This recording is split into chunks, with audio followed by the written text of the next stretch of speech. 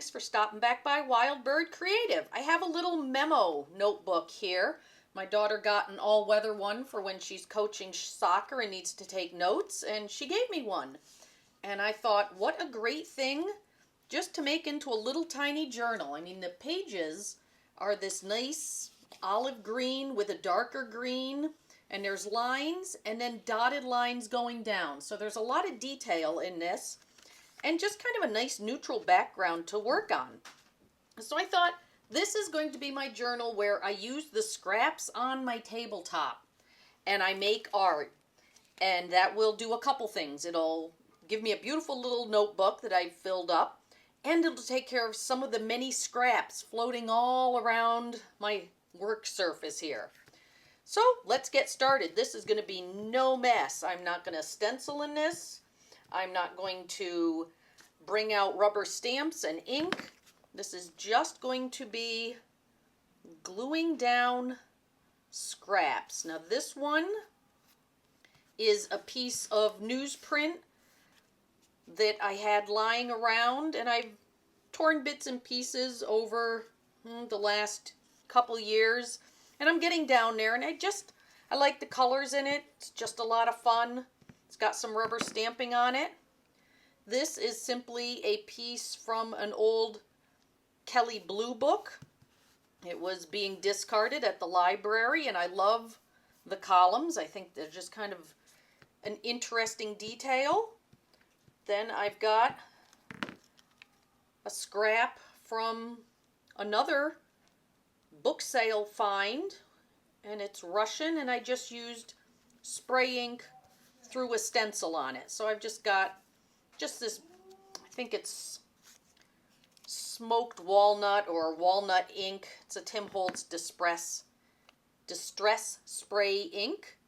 And then I've got this little piece, which is just part of the edge of this. And then I just have this little yellow circle that was a scrap. It's that easy. I mean, here I'm done with page 1. I could add more if I wanted. I certainly have enough scraps lying around that I could keep adding to it. But I kind of like it the way it is. It's simple. What have we got? 1, 2, 3, 4, 5 scraps. And that's it. I don't have anything I have to clean up. I wanted to do this little project, not because it's earth-shattering or you're going to learn some amazing new technique, but just to encourage you to start small. Maybe you only have time to make something in a little memo book. You can also use a little pocket calendar. They're small, they're handy, and I bet you have scraps because we all get junk mail. You might even have some magazines lying around that you like the colors in certain ads. Tear them up, cut them up, use them. Be encouraged to create. There's not a lot that's going to be more relaxing. I mean, I know some people like to go for a run to relax, but creating is so relaxing. You can do it in little tiny slivers of time.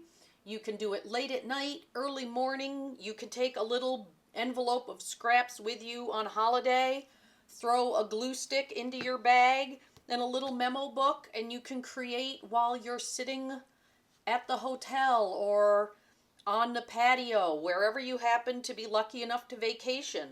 You can do it while you're waiting in a waiting room at a hospital or at someone's bedside. There are so many little snippets of time where creating can be squeezed in and give you a moment of peace while making something simple and beautiful. So I hope you'll go to the dollar store or rummage around and see if you have a small notebook or day planner like this. Get an envelope, stuff some scraps in it, keep your glue stick handy, and you can create when you have a moment. You can do it while you're binge watching a favorite show too. But I hope you will. I hope you will be encouraged to give yourself permission to create. Have a wonderful day, everybody, and thanks so much for stopping by Wild Bird Creative.